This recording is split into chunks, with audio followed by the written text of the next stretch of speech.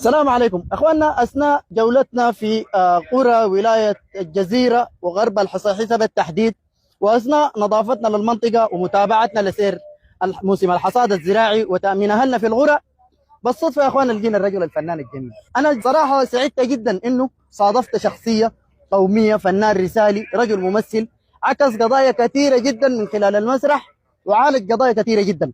اخواننا الدعيتر ده انا والله يعني مقدر موقفه، مقدر تعاقداته الفنيه والتزاماته تجاه القنوات، لكن رسالته لنا من اجل البلد دي لازم نشيلها منه والله وبرضاه. اخواننا الليله الدعيتر جا حالات لمتنا عليه. بسم الله.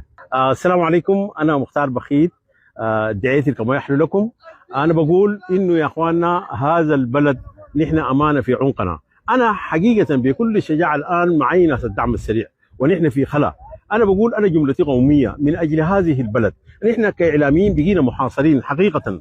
ان قلت لا للحرب انت يعني تعتبر ضد، وانت زول ممكن تكون سياسي. انت اذا قلت بل بس انت كوز. يعني القصه نحن كاعلاميين مفترض يا اخواننا رسالتنا تكون مختلفه. انا بقول اوقفوا هذه الحرب من اجل الاطفال، من اجل الامهات، لانه يا اخواننا الحرب دي حاجه كعبه.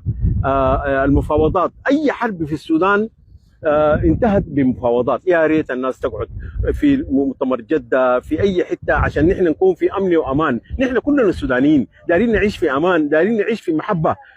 انا الليله عندي 5 اخوات و5 اخوان وكلهم اتفرقوا، يعني كلهم في مكان وده في مكان. نحن دايرين نعيش حياه هنيه وكريمه، ما دايرين نموت مع بعض. نحن بلد جميل، زراعه، بلد رعي، بلد فيه كل شيء. ليه الموت يا اخواننا؟ عليكم الله اجلسوا في الوطن ووقفوا البندقيه عشان السودان يمشي لقدام، عشان الاطفال، عشان النساء، عشان كل انسان حر يعيش هو في بلده. ويا اخواننا هوي والله رسالتنا دي من هنا حتى لاعلام الكيزان، عشان ما بكره تجوا يا اخواننا الدعيتر ده زول فنان ونحن لقيناه في مناطق سيطرتنا مواطن سوداني. انا بقول يا اخواننا عليكم الله، نحن كلنا سودانيين، كلنا سودانيين والله. لو فكرنا كويس وفكرنا في روحنا ما بكون في حرب، ما بكون في موت، ما بكون في اي حاجه. الحمد لله نحن عايشين في قريه اسمها شرفه الحلاوين. الناس عايشين في امن وامان.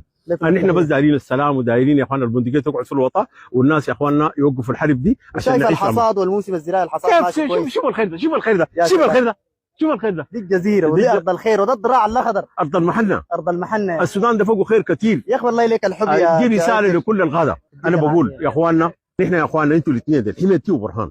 انا بقول لكم انا مختار بخيت الدعيتر ده، زي ما انا عندي شعب وعندي ناس بيحبوني وعندي ناس قدمت لهم رساله، انتوا كمان يا اخواننا اسمعوا صوتي انا كصوت الشعب. بقول لكم يا اخواننا لو ما انتوا صافحتوا وسالمتوا وقعدتوا في الوطن الموت ده بزيد وكل مره بتنبعج.